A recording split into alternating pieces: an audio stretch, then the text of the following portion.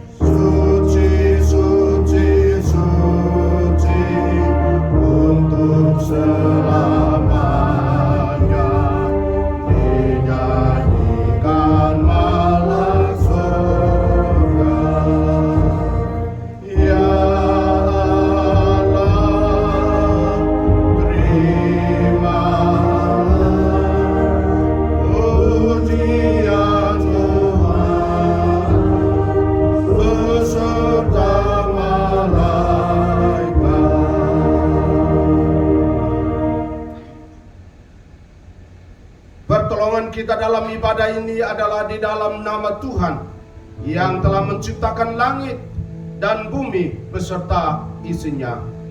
Kasih karunia, rahmat dan damai sejahtera Allah Bapa dan Kristus Yesus Tuhan kita menyertai saudara-saudara sekalian. Amin.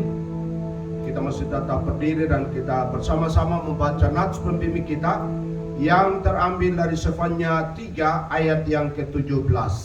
Kita baca bersama-sama 1, 2, 3. Tuhan Allahmu ada di antaramu sebagai pahlawan yang memberi kemenangan. Ia bergirang karena engkau dengan sukacita. Ia membaharui dengan kasih-Nya. Ia bersorak-sorai karena engkau dengan sorak-sorai. Silakan duduk kembali.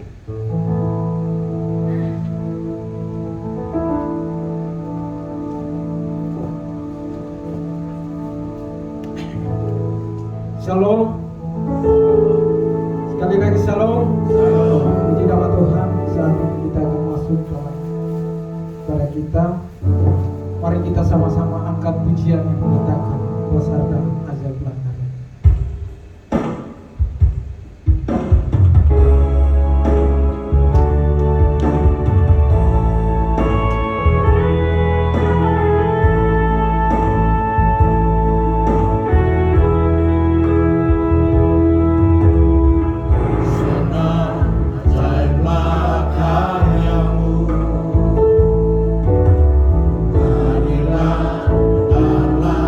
Jalan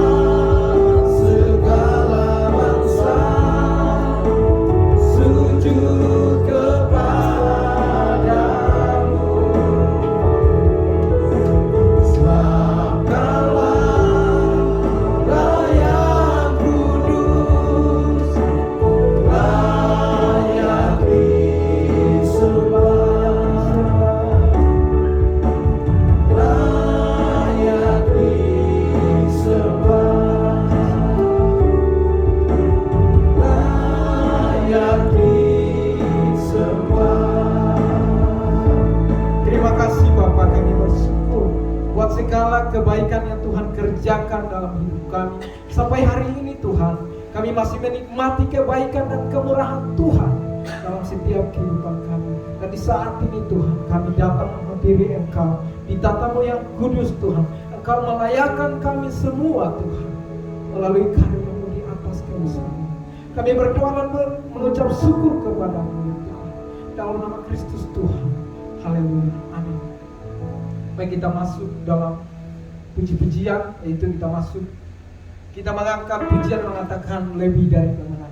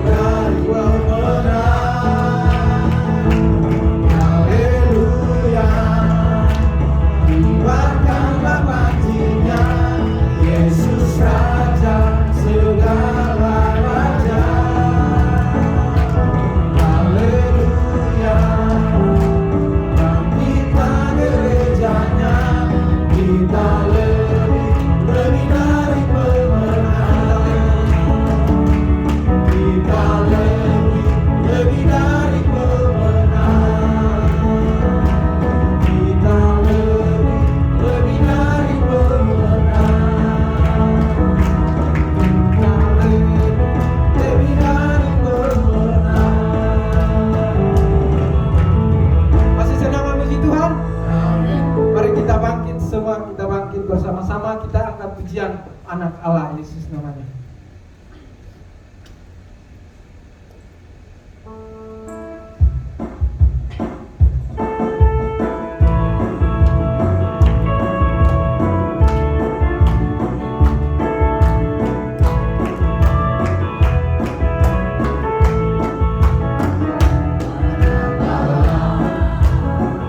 Yesus namanya menyembuhkan.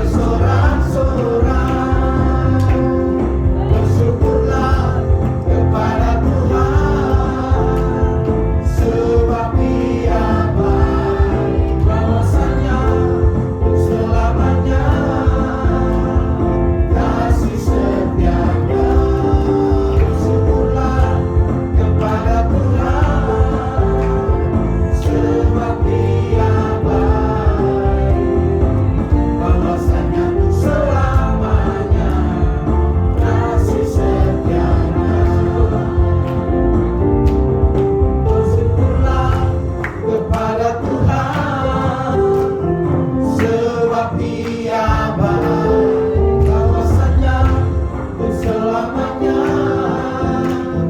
kasih setianya. Syukurlah kepada Tuhan, sebab Ia baik, kawasannya untuk selamanya, kasih setianya. Bersyukurlah kepada Tuhan, sebab Ia baik, kawasannya untuk selamanya,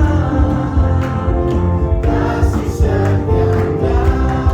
Bersyukurlah kepada Tuhan, sebab Ia baik, kawasannya untuk selamanya, kawasannya untuk selamanya, kawasannya untuk selamanya, kasih setianya. Tuhan dipersilakan kita. Tiba saatnya kita akan mendengarkan kebenaran firman Tuhan. Mari kita mempersiapkan setiap kehidupan kita untuk kita mendengarkan kebenaran firman Tuhan. Mari kita angkat pujian yang mengatakan, Yesus kau kebenaran.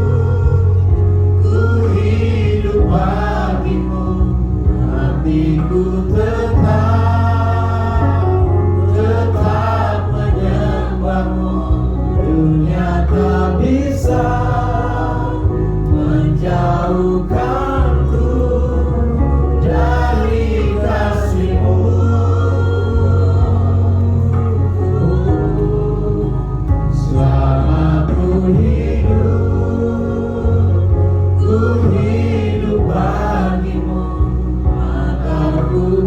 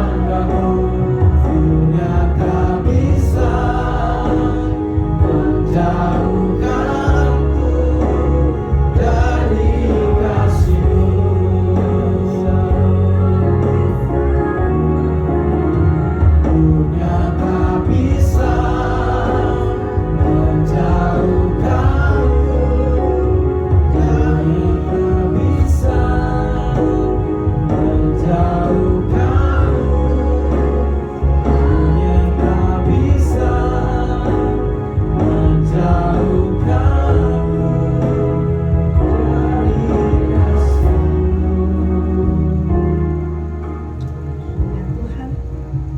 biarlah selama kami hidup hanya untuk kemuliaan Tuhan. Karena dunia tak bisa memberikan damai sejahtera seperti Tuhan berikan bagi kami.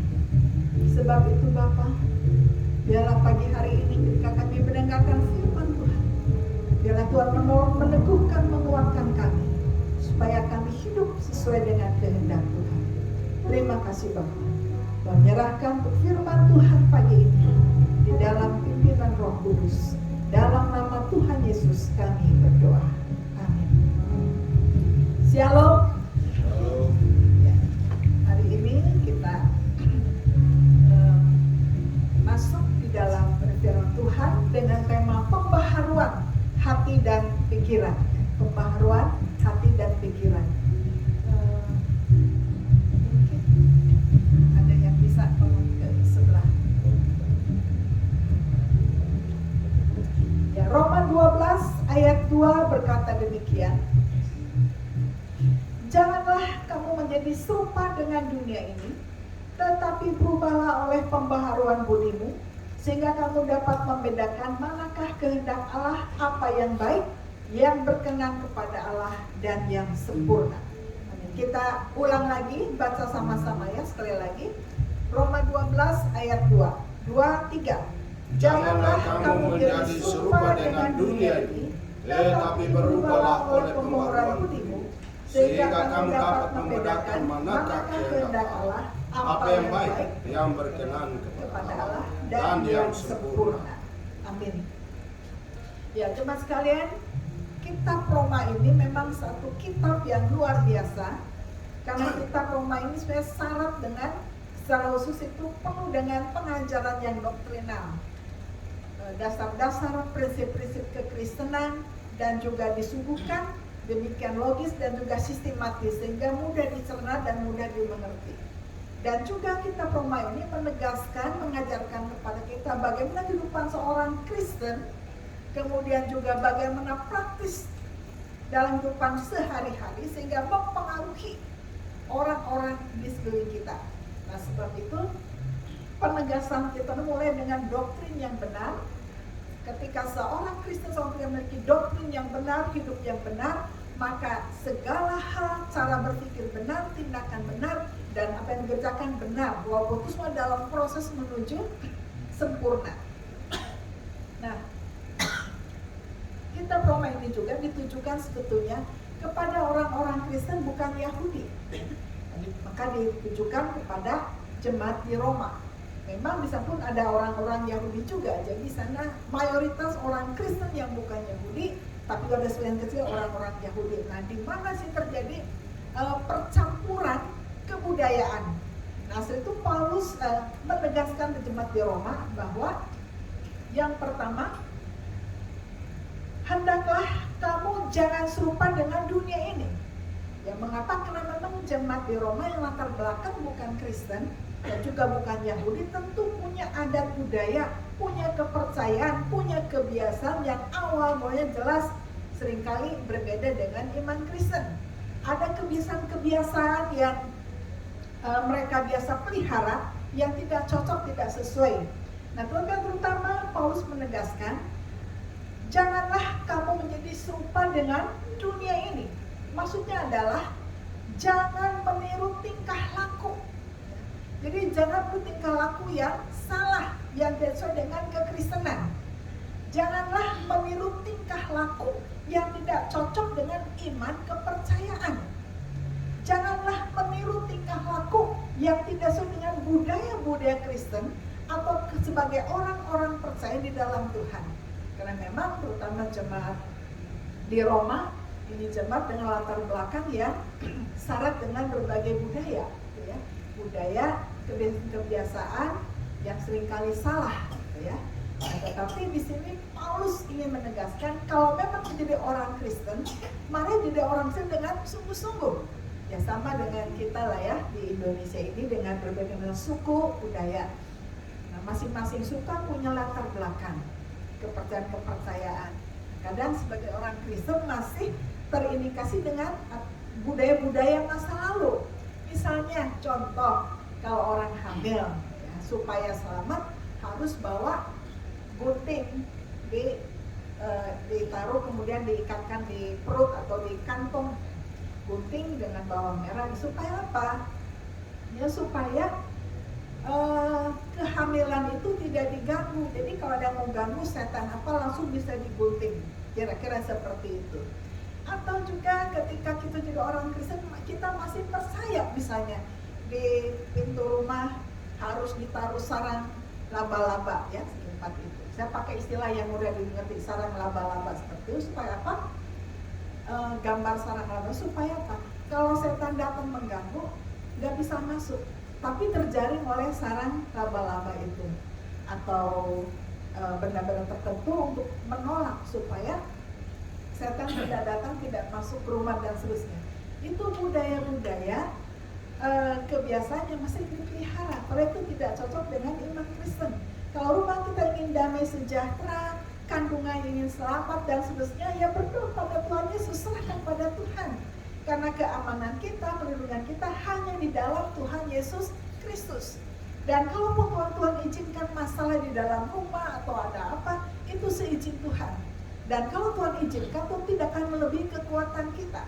Sehingga ketika kita dicobai, kita menghadapi pencobaan, kita pasti kuat. Ya. Sehingga dalam kehidupan kita kan seringkali kita dihadapkan dengan cobaan, tantangan. Abi Tuhan gak kuat. Abi Tuhan gak kuat, gak sanggup lagi. Kalau Tuhan mengizinkan, maka pasti sanggup dan pasti bisa. Ya. Nah, di sini dikatakan kembali tadi bahwa janganlah kamu menjadi serupa dengan dunia ini. Jadi apapun yang di sekitar kita, ketika kita menjadi orang percaya, maka harus sungguh percaya kepada Tuhan dalam semua aspek, baik masa depan, rezeki, ataupun di sekitar kita. Suatu hari ada seorang yang aktif di gereja. Kemudian ketika ibu dikunjungi, loh kenapa pintunya dirubah, tangganya juga kok setiap setahun sekali tuh tangga dia ada, kalau nggak ditambah dikurang ya. Kemudian pintu juga dirubah, hadap sana hadap sini ya, kadang di sebelah sana sebelah sini, setiap tahun itu dirubah. Kenapa? Oh karena orang yang dipercaya semacam orang pintar begitu, bahwa tahun ini tangga nggak cocok, harus ditambah satu, karena kalau tidak itu mengurangi rezeki dan oma itu pasti akan jatuh terus. Kenapa oma jatuh? Karena tangganya kurang satu. Tahun depan ditambah satu dan pintu dirubah sana rubah sini. Itu kepercayaan yang salah. Masalah kita jatuh atau rezeki kiri kanan, pintu depan belakang tidak ada masalah. Masalah adalah ketika kita tidak sungguh percaya pada Tuhan, itu letak masalahnya. Hanya kadang-kadang ya kita menjadi apa? Suka meniru, ikut-ikutan. Oh dia begitu, jadi kita ikut karena nggak enak. Ayo kamu harus pasang ini supaya pasang apa di badan supaya kamu enak. Karena nggak enak, pasangin jadi ikut-ikutan. Ya sudah. Nah, kitab Roma yang ditulis oleh Rasul Paulus menegaskan di Roma, jangan menurut tingkah laku. Kalau kamu sungguh percaya Yesus Kristus, biarlah sungguh-sungguh percaya dengan sungguh-sungguh, cara berpikirnya baru, ajarannya baru, doktrinnya baru. Yang lama itu tinggalkan. Sebab itu perlu pengajaran yang kuat dan kokoh. Jadi setiap gereja perlu mengajarkan doktrin yang benar, ajaran yang kuat yang benar, supaya apa? Jemaat bisa bertumbuh dan juga bisa membedakan mana yang baik, mana yang benar, dan tidak meniru hal-hal yang salah. Ya. Jadi jangan meniru tingkah laku dan kebiasaan-kebiasaan dunia ini. Kebiasaan apa saja? Ya. Kalau dulu misalnya biasanya dulu keluarga suka puasa Senin Kemis ya, itu dulu ya. Ketika menjadi Kristen ya puasanya apa dulu ya, kalau Senin Kemis kan sekalian mandi kembang dulu itu ya. Nah kalau sekarang kan yang bisa mau puasa Senin mau Kemis mau Rabu silahkan puasa, tetapi di dalam Kristus, di dalam doa supaya fokus menuju kepada Tuhan Yesus Kristus. Jadi tidak lagi pakai mandi kembang supaya aura kita dibuka dan bagus. Tidak seperti itu lagi. Jadi jangan meniru tingkah laku dan kebiasaan dunia ini ya. Jadi sekarang biasanya setiap awal tahun ya, tahun baru gitu kan suka dibuka tuh stand-stand ya untuk ramal tahun depan ada apa nih menjelang Imlek lagi ya. Biasa ada stand-stand khusus untuk diramal tahun ini apa dan seterusnya. Dan kalau dulu orang ramal ke dukun itu kan dukunnya pakai apa namanya peci, pakai sarung. Sekarang udah modern ya, jadi pakai komputer dan seterusnya. Jadi apa dimasukkan data-data kita lalu tahun ini dapatnya apa, dan itu menjadi satu tren dan kadang-kadang antri. Kalau beberapa ini saya tidak lihat ya karena COVID gitu ya, tidak ada. Nah maksudnya adalah seringkali jadi satu kebiasaan dalam dunia ini, sehingga Paulus menegaskan kepada kita sekalian bahwa jangan tiru kebiasaan dunia ini. Kalau lagi tren, tunggu dulu trennya apa, bagus apa tidak, trennya cocok dengan orang kita tidak. Boleh kita ikut-ikutan, boleh kita ikut tren, tetapi trennya harus yang benar, yang cocok sesuai dengan orang Kristen atau yang cocok dengan iman Kristen ya. Jadi harus disaring. Itu yang pertama Paulus katakan, janganlah kamu jadi serupa dengan dunia ini. Dan yang kedua dikatakan, berubahlah oleh pembaharuan budimu. Jadi akal pikiran kita, hati pikiran itu harus dirubah, dibaharui. Nah bagaimana pembaharuan terjadi? Mulai dengan dasar iman Kristen, mulai dengan percaya kepada Tuhan sebagai Tuhan dan Juru Selamat yang mengampuni dosa kita, masa lalu, masa kini, dan masa yang akan datang. Jadi berubah pembaharuan budi kita harus dibaharui terus menerus. Artinya adalah menjadi orang yang kepribadiannya sama sekali baru, dan itu hanya mungkin dibaharui di dalam Kristus dengan segala apa perubahan cara berpikir kita. Nah pendidikan ini sangat penting ya. Jadi pendidikan baik di sekolah-sekolah formal maupun pendidikan agama, pendalaman Alkitab. Jadi setiap orang Kristen yang sudah percaya Yesus Kristus sebagai Tuhan dan Juru Selamat tidak sampai di situ, tapi harus terus belajar firman Tuhan yang apa? Yang terus membaharui pikiran kita, membuat pikiran kita terang dan membuka cakrawala kita berpikir sehingga semakin baik dan bijak ya. Jadi medan pikirnya adalah medan peperangan. Jadi seorang mau atau tidak mulai dari pikiran yang harus dirubah, karena pikiran adalah medan peperangan menghadapi apapun juga. Nah medan pikiran ini harus dikuasai oleh Tuhan Kristus, harus dikuasai firman Tuhan, terang firman Tuhan sehingga kita bisa terang menghadapi apapun juga. Jadi ada satu proses. Nah sehingga Paulus katakan berubahlah dengan pembaharuan budimu, artinya adalah ada pendidikan baik formal maupun non formal. Pendidikan secara khusus adalah pendidikan rohani, membuka cakrawala kita berpikir semakin mengasihi Tuhan, sehingga ketika cara berpikir kita dirubah, kita diajar, maka selalu ada sesuatu yang baru. Bagaimana cara Tuhan mengajar kita? Mengajar, menghajar kita supaya kita semakin pintar dengan berbagai masalah, ujian. Kadang-kadang kita berpikir kok masalah satu belum selesai, ada dua lagi, dua belum selesai tambah tiga, dua selesai tambah empat, itu terus seperti itu sampai kita dipanggil Tuhan. Masalah baru pasti ada. Kadang-kadang membuat kita susah berpikir, membuat kita stres, depresi, dan tekanan berat yang luar biasa. Tapi disinilah kita juga belajar mengucap syukur. Kita perhatikan bahwa seorang anak yang belajar naik sepeda ya, itu kan mulai kadang jatuh. Dulu saya belajar naik sepeda sampai masuk di got, untung gotnya itu tidak dalam ya, tidak dalam. Jadi untuk belajar motor yang dulu harus bisa sepeda dulu. Nah ketika belajar sepeda musruk di got ya, gotnya tidak dalam, tapi ada banyak luka-luka. Luka yang paling sakit kan di lutut, sembuh ya agak lama. Kalau tertekuk itu kan, terus mau begitu lagi kan sakit. Itu dinikmati, aduh sakit. Udah itu belajar lagi, jatuh lagi, kemudian dipegangin, kemudian sampai akhirnya lancar, bisa naik sepeda, sesudah jatuh bangun dan ada luka-luka sehingga bisa lancar. Nah, dalam kehidupan kita seperti itu ya. Kadang Tuhan ketika kita mau belajar untuk pintar, Tuhan izinkan kita jatuh. Kadang kita terluka, banyak luka, banyak bonyok, tapi pada akhirnya kalau kita mau sukses, kita ikuti proses. Karena proses itu tidak mengkhianati hasil, dan kita pasti bisa.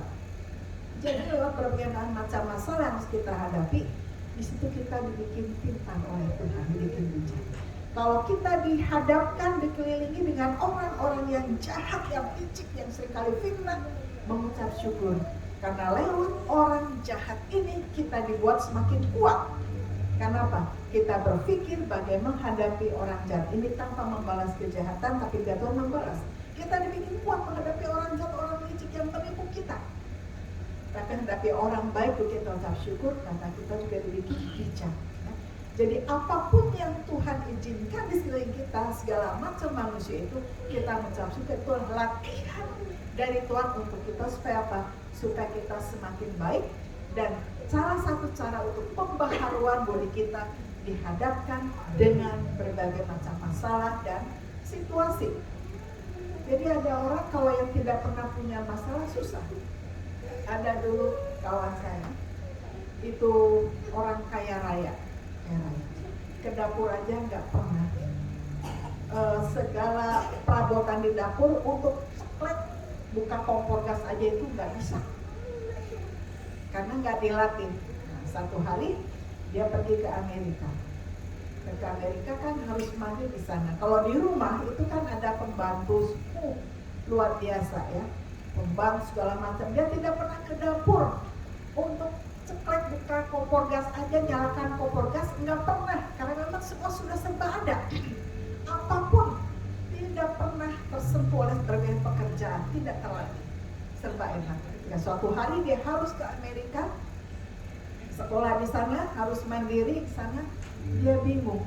Yang lain teman-teman bisa masak, bisa ini, ada kompor apa, dia nggak bisa, serba ketakutan. Ini takut, itu takut, dan akhirnya apa? Dia sakit 3 bulan, depresi di Amerika karena nggak bisa apa-apa dan selalu dilindungi, tidak disiapkan menghadapi masalah, saking kayanya dan hebatnya. Tapi untung teman-teman banyak menolong dia. Tetapi ada teman-teman yang memang terbiasa di dapur, terbiasa bekerja, terbiasa susah, ketika keluar juga aman-aman saja, tidak ada masalah. Jadi artinya adalah bahwa kalau dari saat ini kita diizinkan menghadapi kesulitan, diizinkan menghadapi kesusahan, menghadapi tantangan, tekanan, mengucap syukur. Kayak itu latihan untuk kita. Supaya cara berpikir kita dibaharui, cara bertindak kita dibaharui. Itulah sekolah kehidupan dari Tuhan. Karena menghadapi orang-orang sekeliling kita, dekat kita, kadang begitu sangat membuat kita susah. Itu pun juga belajar mengucap syukur walaupun berat ya. Mengucap syukur itu nggak gampang sekalian, nggak gampang mengucap syukur. Kalau ngomong gampang, mengucap syukur ya ini, ya kalau ngomong gampang. Tetapi ketika hal yang sulit, gimana mengucap syukur? Aku ditipu kayak begini ini. Gimana mengucap syukur begini dan gimana mengucap syukur dia begitu menyakiti saya. Tapi di situ Tuhan katakan mengucap syukur senantiasa. Mengapa? Karena apapun yang terjadi dalam hidup kita itu latihan dari Tuhan, sekolah dari Tuhan untuk kita, supaya kita semakin pintar, supaya kita semakin berhikmat, supaya kita semakin sensitif menghadapi sesuatu, membuat kita semakin pintar. Nah sebab itu memang Paulus menegaskan kepada jemaat di Roma bahwa selalu berubahlah di dalam cara berpikir. Nah sebab itu kalau mau berubah cara berpikir, semakin maju, semakin baik, maka harus terus bergantung pada Tuhan, belajar dari Tuhan, belajar firman-Nya yang menguatkan dan menguduskan. Nah sebab itu Paulus menegaskan, juga menyerukan yang pertama, seruan untuk pengudusan. Itu adalah hidup selalu kudus di hadapan Tuhan. Kita masing-masing mulai dari mata melek bangun tidur sampai tidur lagi, besok pasti ada kesalahan, kadang ada dosa yang kita buat. Dan Paulus mengatakan bahwa supaya kita kudus, hidup kudus. Artinya adalah ketika kita melakukan kesalahan, kita minta ampun di hadapan Tuhan dan kita belajar memperbaiki. Renungan saya tahun lalu memasuki tahun ini, salah satunya adalah Tuhan ampuni saya, karena ternyata adalah saya salah satu wanita paling bodoh di seluruh dunia.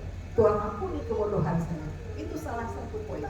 Yang kedua, dan saya mau belajar memperbaiki supaya Tuhan juga menolong, supaya tahun ini selalu ada hal yang baru yang Tuhan buat. Suatu pengudusan, jadi terus hidup kita kudus, cara berkita kudus. Yang kedua adalah penggunaan karunia. Kalau kita sudah di dalam Tuhan Kristus, hidup dalam kekudusan, Tuhan ajar kita, sekolahkan kita lewat masalah, kemudian juga Tuhan ingin kita menggunakan karunia kita. Nah, penggunaan karunia yang Tuhan berikan adalah untuk menolong kita juga, ya, untuk merubah bagian. Kalau Tuhan kasih kita karunia, talenta, kelebihan, pakai untuk hormat kemuliaan nama Tuhan, pakai untuk melayani, jangan pernah bosan. Kadang kita kecewa, tetapi juga ucap syukur. Kalau kecewa artinya apa? Kalau kita pernah kecewa, maka kita tahu artinya apa itu sukacita, apa itu artinya semangat, tahu apa artinya gembira, ya. Jadi suka, duka silih berganti, kecewa, senang, Tuhan izinkan terjadi karena apa? Karena itu melatih kita, menyekolahkan kita, ya, pemberian karunia. Dan kemudian Paulus berkata supaya hubungan kita dengan Tuhan sungguh-sungguh diperbaiki terus menerus. Ada kalanya ketika lemah, ketika jatuh, mulai semangat, kita mulai malas berdoa. Tuhan, kok ini berdoa kayaknya sudah hati. Sebab itu kita perlu tahu kapan waktu yang paling baik untuk berdoa. Menurut Bapak Ibu, kapan waktu yang paling baik untuk berdoa, waktu yang paling tepat untuk berdoa? Kapan waktu yang paling baik untuk berdoa? Ada yang mau jawab? Kapan waktu yang paling baik untuk berdoa? Jawabannya adalah ketika Anda tidak ingin berdoa, malas berdoa, disitulah harus berdoa. Kalau doakan siang malam kita sematkan doa. Tetapi waktu yang paling baik ketika Anda tidak ingin berdoa, malas berdoa, situlah harus segera berdoa. Itu peperangan, ya. Nah, sebab itu hubungannya dengan Tuhan lewat doa penyerahan. Doa penyerahan pada Tuhan. Dan juga kalau kita hidup seperti itu, ya, ada hal yang baik dengan Tuhan, hubungan yang baik dengan Tuhan, maka terjadi pengaruh terhadap sesama. Orang melihat kehidupan kita, ada semangat dalam hidup kita, orang pun ikut semangat. Saya mengenal ada dua sifat, ya, dua orang. Yang pertama, dua-duanya sama-sama cerewet dan tukang ngomong terus. Tetapi yang satu ketika dia datang dirindukan orang. Kenapa? Kalaupun dia cerewet, tukang ngomel, tapi enak gitu. Sukacita, pokoknya heboh lah. Kalau dia nggak ada itu nggak seru. Kemana dia tuh main dirindukan? Tapi yang satu lagi sama cerewet heboh, tetapi aduh males orang. Kenapa? Karena ngedombalnya tuh itu nggak pas, bikin orang sakit hati, bikin orang patah semangat. Jadi pengaruh apa dalam kita sama kita? Apakah ketika kita hadir, kita dirindukan? Atau apakah ketika tidak hadir, orang masa bodoh cuek aja, mau mati, mau hidup kayak masa bodoh aja. Nah, jadi karakter kita, kehidupan kita hubungan dengan Tuhan menentukan pengaruh kita terhadap sesama. Jadi kalau kita memiliki pembaharuan budi terus-menerus semakin disempurnakan, maka ada satu ledakan-ledakan rohani dan kita memberikan pengaruh yang luar biasa. Sebab itu Paulus ingin kita semuanya mengalami terus-menerus pembaharuan budi. Tuhan izinkan pembaharuan budi, mulai yang pertama adalah kita mengalami transformasi, mengalami perjumpaan dengan Tuhan secara pribadi. Itu langkah awal. Yang kedua, pembaharuan budi mulai dengan apa? Hidup di dalam doa dan firman Tuhan. Itu menolong kita. Doa dan firman memberikan kita berhikmat takut akan Tuhan. Dan yang ketiga, selain pembaharuan budi adalah kita disekolahkan oleh Tuhan lewat apa? Lewat masalah dan berbagai macam tantangan yang bagi kita seolah tidak ada jalan keluar. Di dalam Tuhan pasti ada jalan keluar.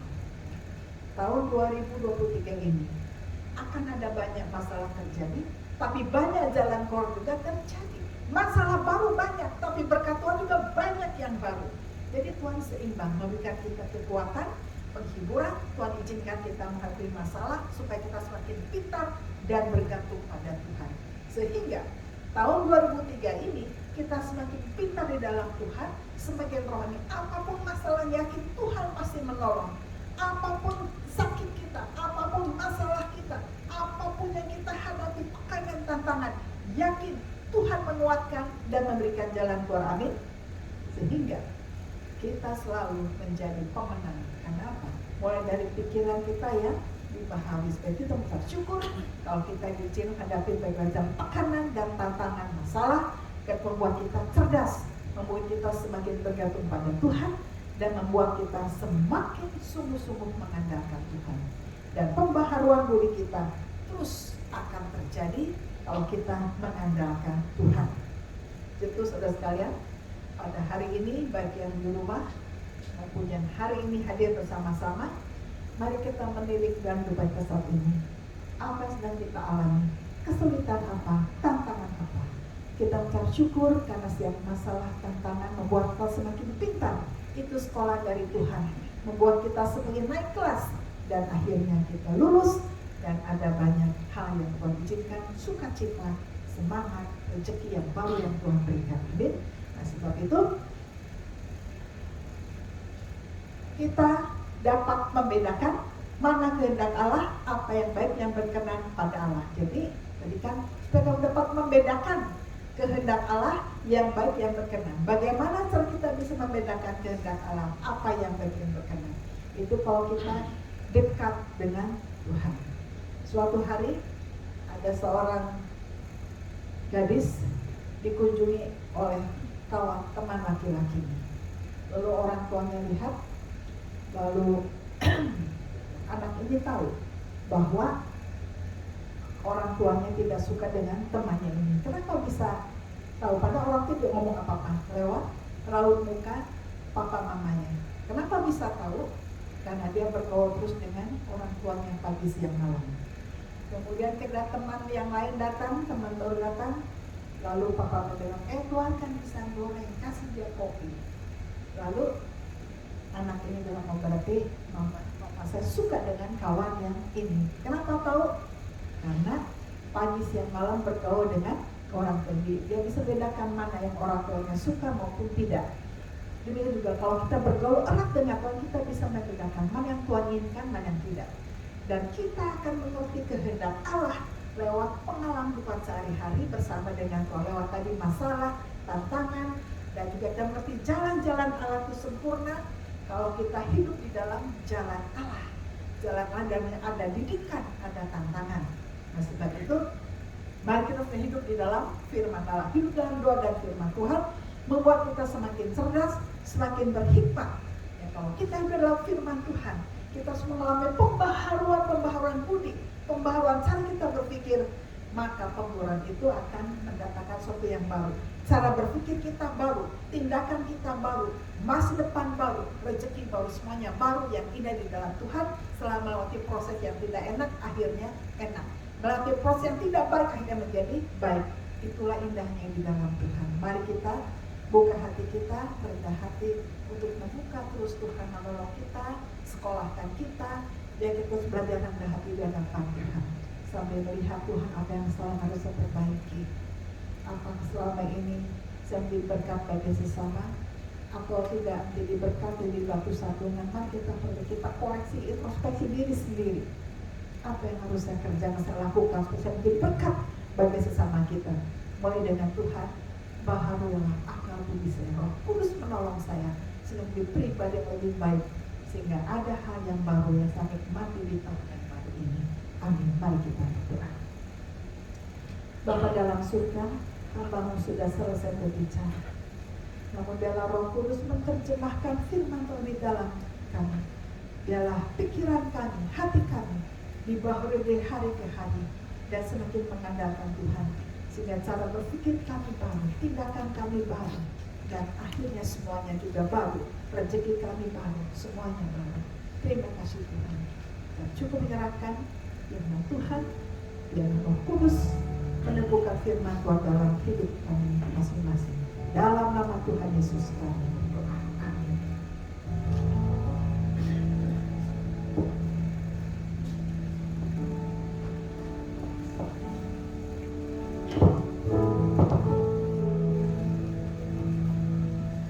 Terima kasih untuk Ibu Pendeta yang telah mengatakan kebenaran firman Tuhan. Tiba saatnya kita akan berikan persembahan bagi Bapak Ibu yang sedang mengikuti live, bisa lihat di layar ini. Sebelum kita ke pujian, saya minta saudara berdoa untuk persembahan. Berdoa. Allah Bapa kami yang ada dalam surga, kami bersyukur atas setiap kebaikan yang Kau buat dalam kehidupan kami Tuhan. Kami sangat berterima kasih atas setiap penyertaan Kau Tuhan yang sempurna dalam hidup kami. Kami kami terus didahului setiap kehidupan kami, hati kami, pikiran kami untuk mau mencari serupa dan segambar menurut kehendak Kristus. Bapa yang baik, kami ucap syukur atas setiap firman Tuhan yang sudah kami dengar.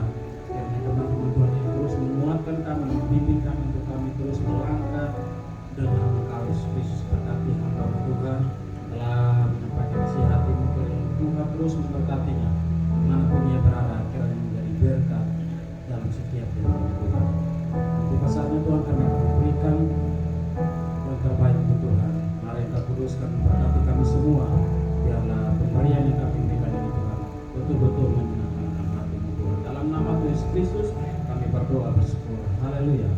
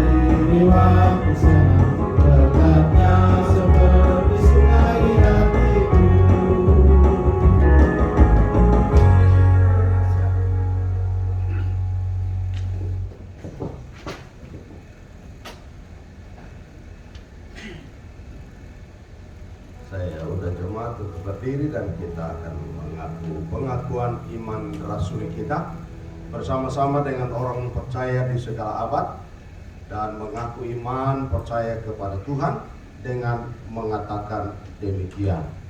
Aku percaya kepada Allah Bapa yang Maha Kuasa, Hali langit dan bumi, dan kepada Yesus Kristus anaknya yang tunggal Tuhan kita, yang dikandung daripada Roh Kudus, lahir dari anak darah Maria, yang menderita di bawah pemerintahan Pontius Pilatus, disalibkan, mati dan dikuburkan, turun ke dalam kerajaan maut, pada hari yang ketiga bangkit dari antara orang mati, naik ke surga, duduk di sebelah kanan Allah, Bapa yang Maha Kuasa, dan akan datang dari sana untuk menghakimi orang yang hidup dan yang mati. Aku percaya kepada Roh Kudus, gereja yang kudus dan am, persekutuan orang kudus, pengampunan dosa, kebangkitan orang mati, dan hidup yang kekal. Amin. Silakan duduk dan kita akan masuk di dalam doa syafaat. Kita akan akhiri dengan bersama-sama doa Bapa kami. Mari kita masuk di dalam doa. Bapa di surga, terima kasih untuk hari ini. Kami memasuki minggu kedua dari tahun 2023. Terima kasih ya Tuhan bahwa kami bersama dengan Tuhan dari awal tahun 2023 sampai mengakhiri tahun 2023 pun kami tetap bersama dengan Tuhan. Dan segala sesuatu yang kami kerjakan bersama Tuhan pasti berhasil. Karena Tuhan tidak pernah meninggalkan kami. Tuhan yang kami sembah, Allah yang kami sembah adalah Allah yang setia, Allah yang mengasihi kami, Allah yang memberkati kami, Allah yang melindungi kami, Allah yang memperhatikan kami dalam setiap pergumulan perjalanan hidup kami, dalam keluarga kami, pribadi kami, pelayanan kami, pekerjaan kami, bisnis kami, karir dan pendidikan anak-anak kami. Adalah Allah yang menyertai dan memberkati kami sekalian. Terima kasih ya Tuhan, terima kasih. Karena itu kami menyerahkan ya Tuhan hidup kami, hati kami kepadamu. Biarlah Tuhan yang memimpin, Tuhan yang mengatur hidup kami, Tuhan yang menolong kami, bahkan Tuhan yang memberkati setiap langkah hidup kami dalam aktivitas kami sepanjang tahun 2023 ini Tuhan. Terima kasih Bapa, terima kasih. Tuhan sudah menyertai kami dari tahun 2022 sampai memasuki tahun 2023. Maka kami percaya bahwa Tuhan yang kami sembah adalah Allah yang akan terus memberkati kami, menyertai, melindungi kami sepanjang tahun 2023 ini. Terima kasih ya Tuhan, terima kasih. Kami menyerahkan ya Tuhan seluruh jemaat Tuhan. Kami berdoa Tuhan, setiap pergumulan Tuhan hadir untuk menolong mereka. Dalam setiap kesulitan Tuhan hadir untuk memberikan jalan keluar. Dalam segala pekerjaan diberkati oleh Tuhan, dalam segala bisnis diberkati oleh Tuhan, rumah tangga diberkati oleh Tuhan, pendidikan anak-anak diberkati oleh Tuhan. Terima kasih ya Tuhan, terima kasih. Berdoa hamba menyerahkan seluruh jemaat-Mu dalam pergumulan sehari-hari diberkati Tuhan. Kami berdoa menyerahkan ya Tuhan setiap jemaat-Mu dalam pelayanan diberkati oleh Tuhan. Kami berdoa ya Tuhan, Tuhan tolong kami apabila kami mengalami kesehatan yang kurang sempurna, Tuhan sempurnakan, Tuhan sembuhkan kami dalam kelemahan, sakit penyakit kami berdoa dalam nama Yesus. Tuhan tolong, Tuhan pulihkan, Tuhan sembuhkan. Terima kasih Bapa, terima kasih. Kami berdoa menyerahkan setiap aktivitas pelayanan kami sepanjang tahun 2023 dalam tangan Tuhan. Kami berdoa ya Tuhan, program tahun 2023 Tuhan campur tangan, Tuhan memberkati, Tuhan mengurapinya sehingga tahun 2023 dalam pelayanan kami menyenangkan hati Tuhan dan kami diberkati. Terima kasih Tuhan, terima kasih. Bapa di surga kami berdoa, kami juga menyerahkan ya Bapa bangsa kami Indonesia dalam tangan Tuhan. Bapa kami berdoa untuk pemilu tahun 2024. Situasi politik, keamanan, ekonomi, hukum kami serahkan dalam tangan Tuhan. Kami berdoa ya Tuhan agar pemilu tahun 2024 akan ada pemilu yang dimana Tuhan tidak pernah meninggalkan acara kenegaraan kami ini Tuhan, bahwa bangsa ini ada dalam kontrol Tuhan, dalam pimpinan Tuhan. Kami berdoa agar pemimpin yang akan datang terpilih tahun 2024, pemimpin yang takut akan Tuhan, pemimpin yang memperhatikan bangsa ini, rakyatnya yang hidup makmur, adil, dan takut akan Tuhan. Terima kasih Bapa, terima kasih. Kami berdoa ya Tuhan, menyerahkan ya Bapa setiap kegiatan dalam usaha bangsa ini. Kami berdoa Tuhan, bencana alam, kami berdoa Tuhan tolong sehingga saudara-saudara kami yang mengalami bencana alam, Tuhan hiburkan mereka, Tuhan kuatkan mereka. Mereka yang kehilangan saudara, biar Tuhan Engkau menghiburkan mereka ya Bapa. Terima kasih Tuhan, terima kasih. Kami berdoa, kami mengucap syukur ya Tuhan. Apapun yang saat ini kami ada dalam ruangan ini, maupun yang sedang mengikuti melalui Ibu Adonai, pergumulan-pergumulan kami, doa-doa kami, harapan-harapan kami, permohonan-permohonan kami, biarlah naik kepada hadirat-Mu ya Tuhan. Tuhan dengar, Tuhan jawab sesuai kehendak dan waktu-Mu ya Tuhan. Terima kasih Bapa, terima kasih. Kami Kami menaikkan segala doa kami. Doa syafaat ini Tuhan sudah dengar. Biarlah jawaban itu adalah hak Tuhan, kehendak Tuhan yang terjadi. Dan kami naikkan di dalam nama Tuhan Yesus yang sudah mengajar kami berdoa bersama-sama. Bapa kami yang di surga, dikuduskanlah namamu, datanglah kerajaanmu, jadilah kehendakmu di bumi seperti di surga. Berikanlah kami pada hari ini makanan kami yang secukupnya, dan ampunilah kami akan kesalahan kami, seperti kami juga mengampuni orang yang bersalah kepada kami. Dan janganlah membawa kami ke dalam pencobaan, tetapi lepaskanlah kami daripada yang jahat. Karena Engkaulah yang punya kerajaan dan kuasa dan kemuliaan sampai selama-lamanya. Amin. Saya undang jemaat berdiri dan kita akan menutup ibadah kita pada hari ini.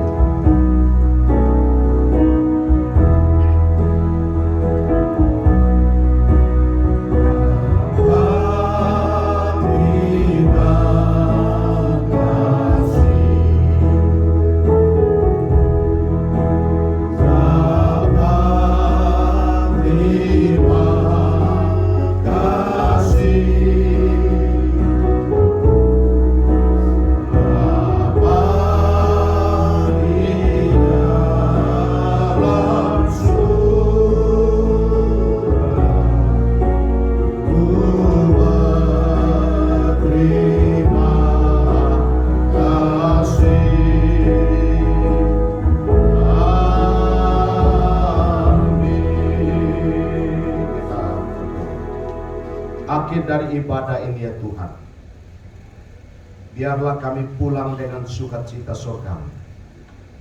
Kami berdoa menyerahkan perjalanan pulang, baik yang jauh dan dekat, Tuhan kawal oleh malaikat-malaikat surgawi.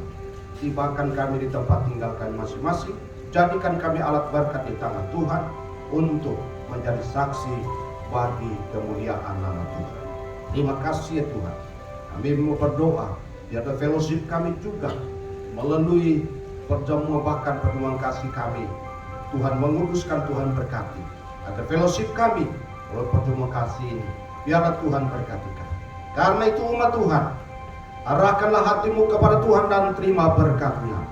Kiranya berkat nikmat kasih sayang daripada Allah Bapa, anugerah yang berlimpah dari Tuhan Yesus Kristus, persekutuan penghiburan pada Allah Roh Kudus, kiranya menyertai kau sekalian mulai saat ini sampai selama-lamanya. Dalam berkat nama Tuhan Yesus yang berdoa menutup ibadah ini. Haleluya.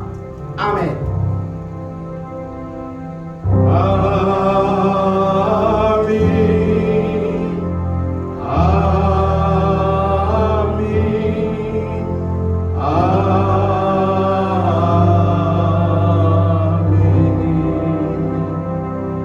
Amin. Silakan duduk saat teduh.